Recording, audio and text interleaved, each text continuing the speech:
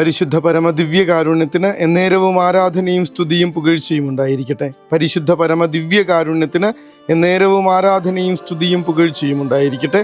പരിശുദ്ധ പരമ ദിവ്യകാരുണ്യത്തിന് എന്നേരവും ആരാധനയും സ്തുതിയും പുകഴ്ചയും ഉണ്ടായിരിക്കട്ടെ. സംസാരിക്കാനായിട്ട് വന്നിരിക്കുന്നത് ഒരു 6ാം ക്ലാസ്സുകാരൻ പയ്യനാണ്. അവനിങ്ങനെ ഡിസ്റ്റർബ് ചെയ്യുന്നൊരു കാര്യം, അവനെ വല്ലാതെ ഡിസ്റ്റർബ് ചെയ്യുന്നൊരു വാക്ക് അവൻ പറയുന്നുണ്ടായിരുന്നു, ബിവെയർ. അവൻ്റെ സീനിയേഴ്സിൽ ആരോ ഒരാൾ അവനെ ഭീഷണിപ്പെടുത്താനായിട്ട് ഉപയോഗിച്ച വാക്കാണ് ബിവെയർ. തൊട്ട് മുകളിലുള്ള ക്ലാസ്സിൽ പഠിക്കുന്ന ഒരു പയ്യൻ ഈ ഒരു വാക്ക് തൻ്റെ മുഖത്ത് നോക്കി പറയുമ്പോൾ ഒരു ചെറിയ പയ്യൻ്റെ ഉള്ളിൽ കടന്നുകൂടിയ ഭീതിയും ഭയവും എപ്രകാരമാണെന്ന് നോക്കണം. അങ്ങനെയാണെങ്കിൽ ആ വാക്ക് ക്രിസ്തു തന്നെ പറയുകയാണെങ്കിലോ, നമ്മളെ നോക്കി ഇന്ന് കർത്താവ് പറയുന്ന വാക്കതാണ് ബിവെയർ. സൂക്ഷിക്കണം. കാരണം യെശയ്യാ ശരിയായി തന്നെ നിങ്ങളെക്കുറിച്ച് പ്രവചിച്ചു. അവർ ഈ ജനം അധരങ്ങൾ കൊണ്ട് എന്നെ ബഹുമാനിക്കുന്നു, എന്നാൽ അവരുടെ ഹൃദയം എന്നിൽ നിന്ന് വളരെ ദൂരെയാണ്. വ്യർത്ഥമായി അവർ എന്നെ ആരാധിക്കുന്നു. അവരുടെ ഹൃദയം എന്നിൽ നിന്ന് വളരെ അകലെയാണ്. സൂക്ഷിക്കേണ്ട കാര്യം തന്നെയാണ്. കർത്താവ് തീർച്ചയായിട്ടും ബിവെയർ എന്ന് പറയുന്നതിന് കാരണമുണ്ട്. അവർ അധരങ്ങൾ കൊണ്ട് എന്നെ ബഹുമാനിക്കുന്നു, എന്നാൽ അവരുടെ ഹൃദയം എന്നിൽ നിന്ന് വളരെ ദൂരെയാണ്. കാണാപ്പാടം പഠിച്ചിട്ടുള്ള പ്രാർത്ഥനകൾ എത്രയാണെന്ന് വല്ല നിശ്ചയമുണ്ടോ? ഒരു കരുണക്കൊന്തയും എല്ലാം പറഞ്ഞ് ഓട്ടോമാറ്റിക്കായിട്ട് നമ്മൾ സ്വിച്ചിട്ട പോലെ ചെല്ലും. ജപമാല പ്രാർത്ഥന ചൊല്ലാൻ അറിയാത്ത ഒരു ചെറിയ കുഞ്ഞു പോലും ഇല്ല, എല്ലാവർക്കും അറിയാം. പക്ഷേ ചൊല്ലുന്ന നേരത്ത് മനസ്സെവിടെയാണ്?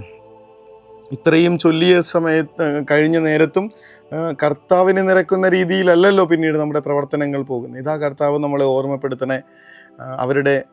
അവരെ അധരങ്ങൾ കൊണ്ട് എന്നെ ബഹുമാനിക്കുന്നു, എന്നാൽ അവരുടെ ഹൃദയങ്ങൾ എന്നിൽ നിന്നും വളരെ അകലെയാണ്. കർത്താവിനെ കാപഢ്യം എന്ന് പറയുന്ന ഈ ഒരു തിന്മ എത്രമാത്രം മോശപ്പെട്ടതാണെന്നും കർത്താവ് അങ്ങനെയുള്ളവരിൽ നിന്ന് എത്ര അകന്നു നിൽക്കുന്നുവെന്നും ഇന്നത്തെ വചനം ഓർമ്മപ്പെടുത്തുമ്പോൾ നമ്മളത് ബിവെയർ ആവേണ്ട കാര്യമുണ്ട്, സൂക്ഷിക്കേണ്ട കാര്യമുണ്ട്. കാപഢ്യമാണ് എൻ്റെ ജീവിതമെങ്കിൽ, ജെന്യുവിൻ അല്ലെങ്കിൽ കർത്താവെ അങ്ങെന്നിൽ നിന്നും അകന്നിരിക്കുമെന്ന തിരിച്ചറിവ് ഉണ്ടാവാൻ വേണ്ടി പ്രാർത്ഥിക്കുകയാണ്. തമ്പുരാൻ അകന്ന് നിൽക്കുകയാണ്. കാപഢ്യമാണെങ്കിൽ, ശരിക്കും പറയുന്ന വാക്കുകൾക്ക് ജീവിതത്തിൻ്റെ അറ്റസ്റ്റേഷൻ ഇല്ലെങ്കിൽ, അടിവരയില്ലെങ്കിൽ കർത്താവ് നമ്മിൽ നിന്ന് അകലെ തന്നെയാണ്. 2 സ്റ്റെപ്പ് മാറി നിൽക്കും ഈശോ. ഇന്ന് ജീവിതം വാക്കുകളെങ്ങനായിരുന്നോ, വിശ്വാസം എന്തായിരുന്നോ അതങ്ങനെ തന്നെ ജീവിച്ച ഒരു വിശുദ്ധയുടെ തിരുനാൾ ആഘോഷിക്കുകയാണ്. വിശുദ്ധ സ്കൊളാസ്റ്റിക്കയുടെ തിരുനാൾ ആഘോഷിക്കുന്ന ദിവസം. വിശുദ്ധ ബെനഡിക്റ്റിൻ്റെ സഹോദരിയായിട്ടാണ് ശരിക്കും അറിയപ്പെടുന്നത്. പക്ഷേ അതിലും ഉപരിയായിട്ട് ക്രിസ്തുവിനെ ജീവിച്ച, ക്രിസ്തുവിൻ്റെ മനസ്സനുസരിച്ച് ജീവിച്ചൊരു വിശുദ്ധ എന്ന് ഒന്ന് തിരുത്തുന്നത് നല്ലതായിരിക്കും. ഒരുപാട് സ്ത്രീകളെ വിശുദ്ധ ബെനഡിക്റ്റിൻ്റെ മാർഗനിർദ്ദേശങ്ങളും സുഹൃത ജീവിത നിയമാവലിയും വഴിയൊക്കെയായിട്ട് ഈശോയിലേക്ക് കൂട്ടിക്കൊണ്ടുപോയ ഒരു വിശുദ്ധയാണ്.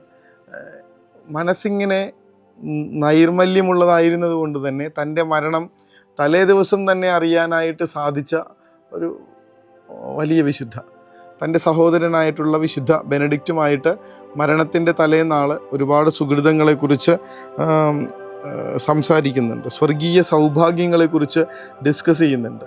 അങ്ങനെ അത്രയ്ക്ക് ഒരുങ്ങി ഈശോയിലേക്ക് വിലയം പ്രാപിക്കാനായിട്ട് പോയൊരു വിശുദ്ധ. തൻ്റെ സഹോദരി ഒരു പ്രാവിൻ്റെ രൂപത്തിൽ സ്വർഗത്തിലേക്ക് കയറിപ്പോകുന്നത് വിശുദ്ധ ബെനഡിക്റ്റ് ദർശനത്തിൽ കാണുന്നൊക്കെയുള്ള എഴുത്തുകളൊക്കെയുണ്ട്. കാരണം ഇത്രയേ ഉള്ളൂ, വാക്കും പ്രവൃത്തിയും ഒന്നായിരുന്നു. കാപഢ്യമില്ലാത്ത ജീവിതം. ഹൃദയശുദ്ധിയുള്ളവർ ഭാഗ്യവാന്മാർ, അവർ ദൈവത്തെ കാണും. വചനം നമ്മളെ ഓർമ്മപ്പെടുത്തിയിട്ടുള്ള കാര്യമാണ്. ഇത്രയ്ക്ക് ശുദ്ധിയോടുകൂടെ, ഇത്രയ്ക്ക് വാക്കും പ്രവൃത്തിയും ഒരുമയോടുകൂടെ ജീവിച്ചൊരു വിശുദ്ധ. കർത്താവ് ഇന്നത് ആഗ്രഹിക്കുന്നുണ്ടെന്നേ. നിങ്ങളുടെ ഹൃദയം എന്നിൽ നിന്ന് വളരെ അകലെയാണ്. എനിക്ക് ഐ വാണ്ട് യുവർ ഹാർട്ട്. എനിക്ക് നിൻ്റെ ഹൃദയം വേണം. കർത്താവ് നമ്മുടെ ഹൃദയത്തിനുള്ളിൽ കർത്താവിനൊരു സ്ഥാനം വേണമെന്ന് ഈശോ ആഗ്രഹിക്കുമ്പോൾ, ആവശ്യപ്പെടുമ്പോൾ നമ്മുടെ ഉള്ളു മുഴുവൻ ഇങ്ങനെ കർത്താവല്ലാത്ത ബാക്കി എല്ലാത്തിനെയും കൊണ്ട് നമ്മൾ നിറച്ചു വെച്ചിട്ടുണ്ട്. തമ്പുരാനെ, അങ്ങയുടെ പ്രയാസങ്ങൾ, അങ്ങേക്ക് ഞങ്ങളുടെ ജീവിതത്തെക്കുറിച്ചുള്ള കുറവുകളെക്കുറിച്ചുള്ള ഓർമ്മപ്പെടുത്തലുകൾ ഒക്കെ ഒന്ന് മനസ്സിലാക്കി ജീവിക്കാൻ വരം നൽകണമേ എന്ന് പ്രാർത്ഥിക്കണം. ഒരുപാട് കാര്യങ്ങൾ പറയുന്നുണ്ട്. നിങ്ങൾ കൈ കഴുകി ശുദ്ധി വരുത്താത്തതിനെ പറ്റി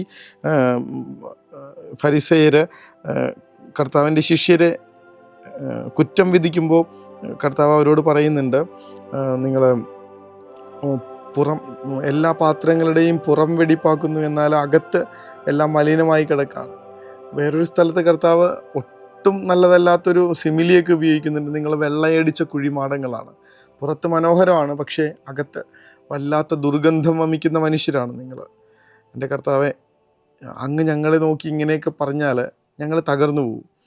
അത്രയ്ക്ക് അങ്ങിൽ നിന്ന് അകന്നു പോവാത്ത വിധത്തിൽ അങ്ങ് ആഗ്രഹിക്കാത്ത കാപഢ്യം എന്ന തിന്മയെ മുഴുവനായി ജീവിതത്തിൽ നിന്ന് അകറ്റി ജീവിക്കാൻ ഞങ്ങളെ സഹായിക്കണേ എന്ന് പ്രാർത്ഥിക്കും. അങ്ങേക്ക് ഇഷ്ടമുള്ള വിധത്തിൽ മനസ്സും ജീവിതവും പ്രവൃത്തികളും വാക്കുകളും ക്രമീകരിക്കാൻ ഒരുപോലെയാക്കാൻ ഞങ്ങൾക്ക് കൃപ തരണമേ എന്ന് പ്രാർത്ഥിക്കണം. കർത്താവിൻ്റെ സന്നിധിയിലേക്ക് നമ്മൾ ജീവിതത്തെ സമർപ്പിക്കുക. എന്തെങ്കിലും കാപഢ്യങ്ങളുണ്ടെങ്കിൽ നമ്മൾ മറ്റുള്ളവരുടെ മുന്നിൽ നല്ലയാളാകാനായിട്ട് പുറമേ കാണിക്കുന്ന ഈ പുറംപൂച്ചുകൾ സ്വർഗത്തിൻ്റെ മുൻപിൽ കണക്ക് കൊടുക്കേണ്ട കാര്യങ്ങളാണെന്ന് ഓർമ്മപ്പെടുത്തും കർത്താവ്. ഈശോയെ, ഇങ്ങനെ ഉള്ളിനുള്ളിൽ എന്താണോ അത് ജീവിക്കാനായിട്ട് ഞങ്ങൾക്ക് കൃപ തരണമേ. അതിനായി ഞങ്ങളുടെ ഉള്ളു വിശുദ്ധീകരിക്കണമേ. അങ്ങനെ നന്മയും വിശുദ്ധിയും കൊണ്ട് നിറഞ്ഞ മനസ്സ് പുറമേ ജീവിക്കാൻ വേണ്ട കൃപ തരണമേ. പ്രാർത്ഥന ചെറുതല്ല കേട്ടോ. ആദ്യം നമ്മുടെ ഉള്ളു വിശുദ്ധീകരിക്കപ്പെടണം. ക്രിസ്തുവല്ലാതെ മറ്റു പലതിനെ കൊണ്ടും നിറഞ്ഞു നിൽക്കുന്ന പല അശുദ്ധികളെയും ഇങ്ങനെ കയറ്റി വെച്ചിരിക്കുന്ന എൻ്റെ ഹൃദയത്തെ ആദ്യം ഒന്ന് വിശുദ്ധീകരിച്ചെടുക്കണം. രണ്ടാമത്തേത് അതിലും വലിയ ടാസ്ക്കാണ്. ഈ മനസ്സ് ജീവിക്കാൻ പറ്റണം. എളുപ്പമല്ല. ഈ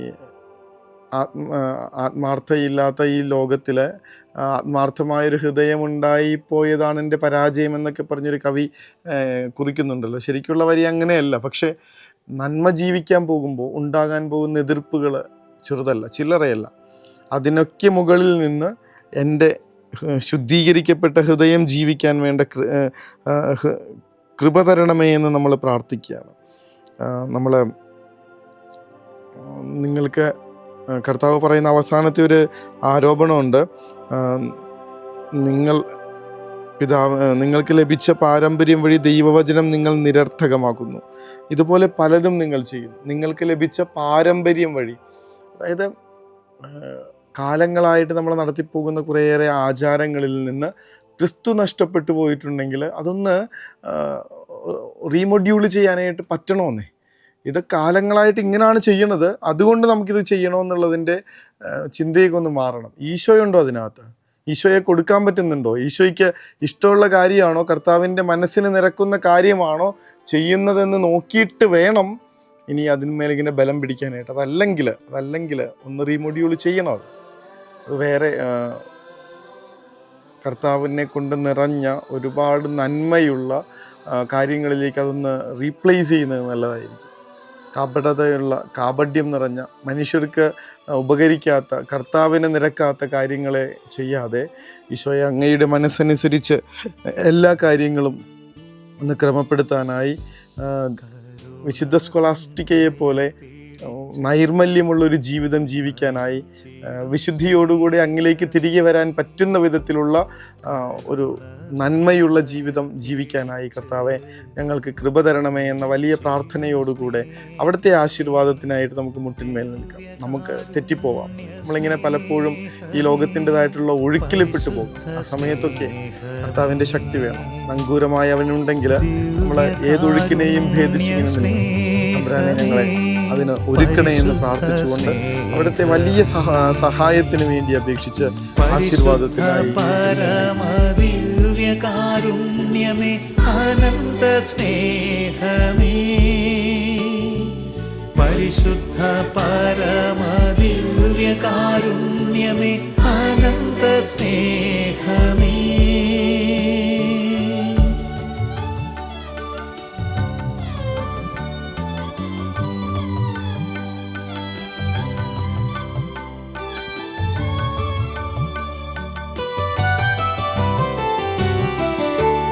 ആഴി തന്നഗാധത്തേക്കാൾ പരിശുദ്ധ പരമ ദിവ്യകാരുണ്യത്തിന് എന്നേരവും ആരാധനയും സ്തുതിയും പുകഴ്ചയും ഉണ്ടായിരിക്കട്ടെ.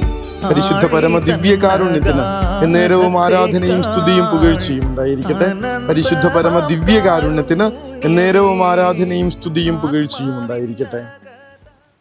നിർമ്മലമായൊരു ഹൃദയമെന്നിൽ നിർമ്മിച്ചരുളുക നാഥ, നേരായൊരു നൽ മാനസവും തീർത്തരുൾകെന്നിൽ ദേവാ.